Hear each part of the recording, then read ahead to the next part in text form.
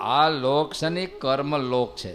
સ્વર્ગ છે કર્મ લોક નથી, કર્મનો ભોગનો લોક છે. પાતાળી ભોગનો લોક છે.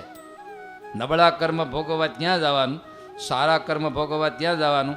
પણ આ લોક છે આપણો પૃથ્વી લોક, એ કર્મ ખેતર છે. અહીંયા તમે વાવો એટલે કાં સ્વર્ગમાં ભોગવવા જવાનું, કાં અક્ષરધામમાં જવાનું, અને કાં પાતાળમાં જવાનું.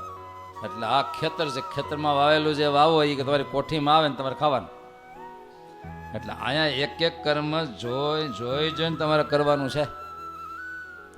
તો કે આટલું બધું બંધન કશું નથી, લાઈનમાં જ છે.